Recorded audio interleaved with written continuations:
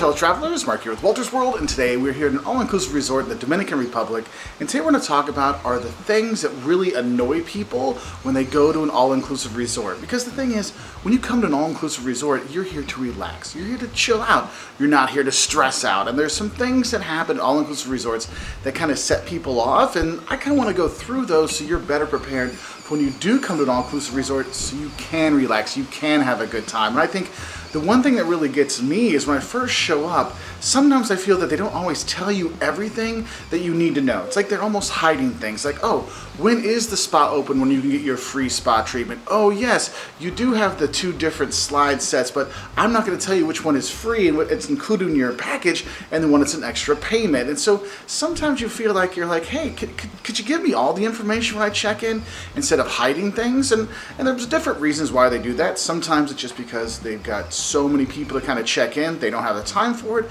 And maybe other times it's, hey, you know what, if we don't tell them that it's there, maybe they won't use that service and it can save us some money. So that's why it's important when you check in, get as much information as you can. And we're talking even from where exactly is your room, which restaurants are open 24 hours, which restaurants do you actually have to pay for, which restaurants do I have to get reservations for, and where do I get those reservations? These kind of things you want to get, so therefore it's already taken care of, instead of you finding out a day later when you want to go to the nice French restaurant, oh no, that's been booked out all week, you were supposed to do that when you checked in, and you get that frustration in there, okay? And that's why sometimes it feels like sometimes they might be hiding stuff from you in check-in, but honestly, I don't know if they really are. That's why you really got to be proactive in asking your questions, and also go to those information desks and ask those questions again there to get more information, because I just found out from other guests that, oh yeah, no, if you're in the family section, you get to have 1 day for free at the slide park, whereas if you're in the other parts, you have to pay $10 a day. I'm like, oh, well, that would have been nice to know. And that kind of goes into the second thing that kind of annoys people when they go to all-inclusive resorts, and that is when all-inclusive doesn't actually mean all-inclusive. Because when you go, you have to realize there's usually different levels of all-inclusivity in terms of activities you can do, places you can go, restaurants you can use, level of liquor that you're gonna get. And so that can be kind of frustrating. You find out, oh, they have all these restaurants, but all the nice ones I have to pay $35 per person upcharge? Well, why am I paying $300 a day to be here? These kind of little things do upset people because you're like, I thought that would have been included, and it can get a bit annoying because it's kind of like they're nickel and diming you or nickel and $50-ing you sometimes, and so that's where some travelers get a little bit upset. That's why it's really important when you're booking your all-inclusive that you actually compare their different packages, what they have on offer, so you get the right package for you, and also compare different all-inclusive resorts as well, because some of them will have more things included than others, and that might influence your decision-making on where you should stay. Now, once you're on property, you're going to be coming to a beautiful place like the Dominican Republic or Cancun or Jamaica. I mean, there's one thing that's going to irk you every single day, and that's the fact that you probably won't get a seat poolside unless you go and put a towel or a book or your bag on one of the chairs down there, okay? I was out actually filming here yesterday about 7 o'clock in the morning. All of the chairs were already taken. It's like, where are people supposed to go? No one's gonna go to the beach, like to the pool for another few hours. They were all taken. This is a very frustrating thing. Like I've seen, like I've said before in other videos, people getting into fights because there's no chairs or someone took their chair. So do be aware that you might have to get up early just to get a chair so you have something later in the afternoon so you can enjoy the pool. Because honestly, all-inclusive does not include a poolside chair. The fourth thing that annoys people when they go to all-inclusive resorts is more the location of the resort. Now, I'm not saying the location, like here in the Dominican Republic, Punta Cana, it's gorgeous. Cancun is gorgeous. We're in Jamaica, I mean, Ocho Dios. I mean, it's just so many beautiful places. That's why they put it there, because those beaches and the sun and the sand and all the fun stuff. But what I mean is, usually because the resorts are so big, they're usually not, you know, by a city or right near a city or near other attractions, so you're kind of like isolated away from other things you might want to do. For example, the excursions you have to go on take a long time to get to when you're leaving the properties, or if you want to learn about the culture, it's tough to get some of those cultural activities because you're kind of isolated away from the community. So if you want to go eat the local food, sometimes it's really tough because sometimes they don't have a lot of local food when you're at the destination, when you're at the resort, and you want to get off to try the real bandera when you're here, or the real good yuca when you're here in the Dominican Republic, or the jerk chicken when you go to Jamaica. I mean, there's a lot of different things you want to look out for.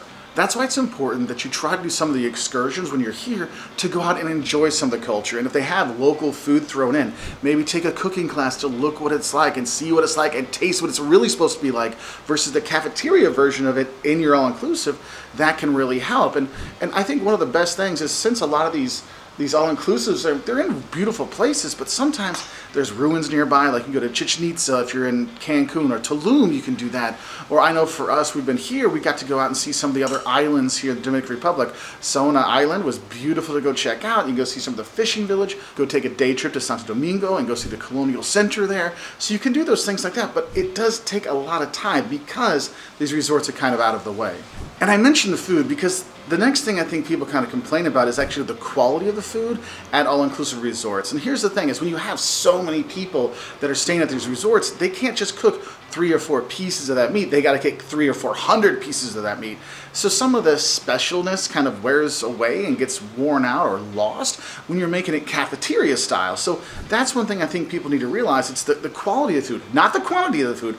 Oh, no. You will have no problem with the quantity of food when you go to all-inclusive. They will give you more food and more food and more food and more food, okay? But something you want to kind of think about. So that's one of the things I always tell people is, ask them what's the nicer restaurant, or ask the people, hey, what are some of the local dishes that I can get when I'm here? Because for example, we're staying, they actually have a Dominican kind of themed cafeteria where I can go at lunch or dinner and have more of the local foods versus having Mexican food or Indian food or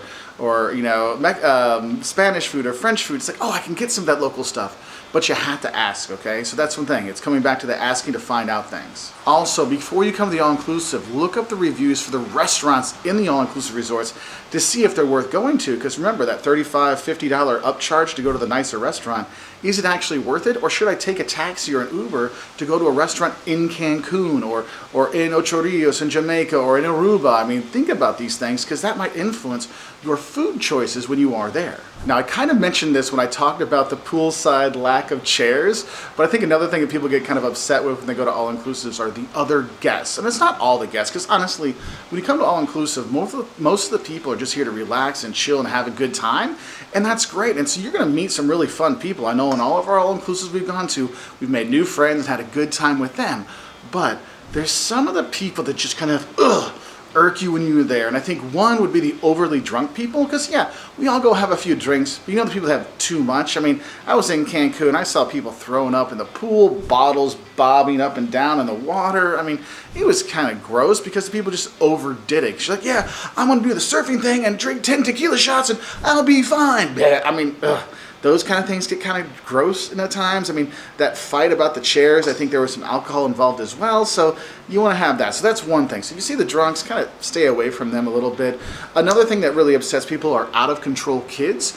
I mean, there's a reason why you have adults-only all-inclusive resorts, because people don't want to deal with the kids. So if you're going to be bringing your kids, make sure you're playing with them, you're finding activities for them to do, so they're not running crazy all around the place. And then there's the buffet line. And honestly, the buffet line is kind of like Lord of the Flies came to life, because honestly, when you go there, people are like, lose all their manners. Like, I want that meat, I want that burger, I want this. And they just kind of fight over everything. So just know that you might find a new enemy of the trip during that breakfast buffet on the first day. And then we have to look at the money side when it comes to all-inclusive resorts. And I'm not going to lie to you, all-inclusive resorts aren't always the cheapest options out there. So you really have to weigh the different all-inclusive packages that are there. Are you really going to eat that much? Are you really going to drink that much? Because if you are, hey, it pays off. I know for me, when we come here, yes, I eat a lot, obviously, and I drink a lot. So the all-inclusive kind of pays off for itself. Jocelyn, she might have some drinks, but she's not eating a lot, and Liam's not eating a lot, so maybe it's not as worth it on that side. So you really have to think about the monetary side of it. Is it really worth it for us to go for that? Or, I mean, we've been to all-inclusive resorts where we got all the resort stuff, but we didn't get the food because we could go out and get local food, and we did that. We did that when we were in Jamaica. We did that when we were in Aruba, and it really made it a much more enjoyable and affordable experience than getting the all-inclusive food and drink packages. Because when you start looking at the prices of all-inclusive resorts and it says $200 a night, that's $200 per person. So it's not $200 for my family. It could be $400 if the kids are free, or if the kids have to pay $100, it could be $500 a day for the family. And you have to think to yourself, how much food and drink am I going to be drinking? I mean, don't get me wrong. I like my Mama Juana, which is the local liquor here, which is rum and red wine and honey and stuff, but yeah, I have to drink a lot of that to really make $500 work. So you have to think about those prices, and that's where people kind of get upset. And within that upsetness is the different prices people pay for excursions, because a lot of them you can, go and debate and negotiate with different tour operators to get different prices for the exact same tours. And that's one of those things I see people get upset when one person pays $100 for a tour and somebody else pays $60 for a tour. There is some kind of frustration there, so do be aware of that. And so make sure you're looking online to see what the average price is for certain excursions, so then you know what you're going to get or where the range you should pay, because you don't want to miss out if you need to negotiate, maybe get a better deal going to Chichen Itza or going out to Sona Island here in the Dominican Republic. So something to kind of think about. And I think another thing what people forget and where people get really upset is actually the tipping when you come to an all-inclusive resort, because a lot of people think, well, it's all-inclusive, I shouldn't have to do anything. Well, no, you don't have to do anything, but tipping is one of those things that can kind of help. And that's why I always say, if you're going to go an all-inclusive resort in the Western Hemisphere, in the Caribbean or Central America, take a lot of singles and $5 bills so you can tip like that, because $1 here, $5 there really makes a difference. And not just in the quality of life to the people you're tipping, but also in terms of your service, getting a little bit faster, getting your drink at the bar, which can be kind of important during those busy times, right? So something to kind of think about when you're there going to these all-inclusives.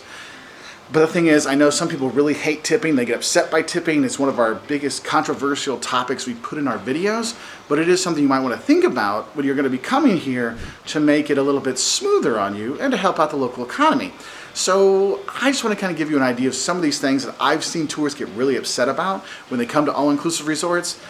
In general, these things are very super relaxed, and they're usually in great spots. Like the beach here in Punta Cana is incredible, and you really do get to relax. And yeah, maybe you don't get the most local food, but don't worry, you get plenty of whatever food you do actually get and drink. So what are things that you don't like about all-inclusive resorts? Please put it in the comment section below so other travelers can see some of the bad parts.